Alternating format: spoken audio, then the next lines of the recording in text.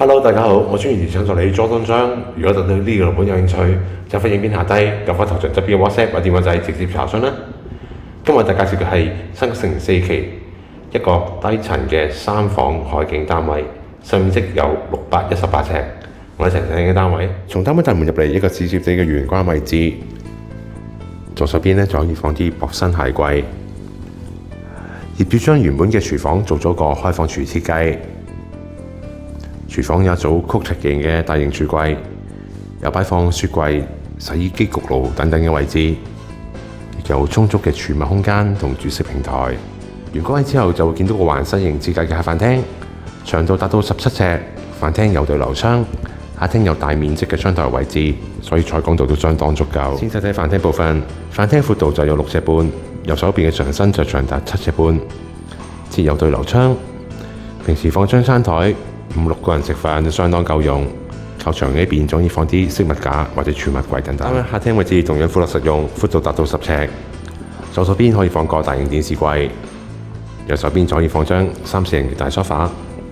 我睇睇客廳外邊景觀，從客廳望出去可以望到八仙嶺方向以及少少科學園方向嘅海景，市中心一帶樓景以及屋苑嘅平台遠景，景觀都幾開揚。呢邊再向北嘅，跟住睇睇浴室部分，浴室都有翻新過，做咗企缸位置，亦配備通風窗，簡潔實用。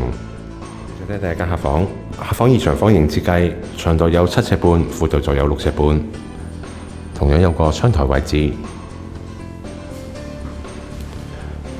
房間望出景觀，亦都以八仙嶺方向嘅山景海景以及屋苑樓景為主，坐向都係向北嘅。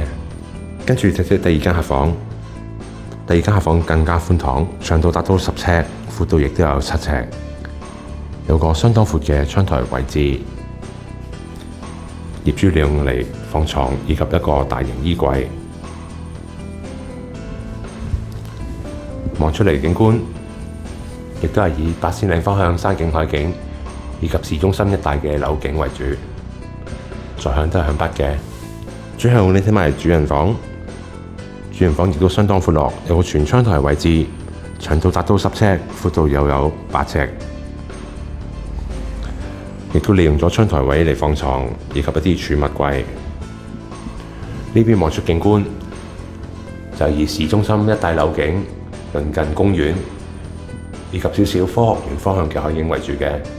呢邊坐向就向西。原本嘅主人浴室，業主就改造咗一個衣帽間位置，側邊亦有通風窗。現時間單位放賣緊嘅，如果對呢個單位有興趣，就歡迎影片下低撳翻頭像側邊 WhatsApp 或電話仔直接查詢啦。Thank you。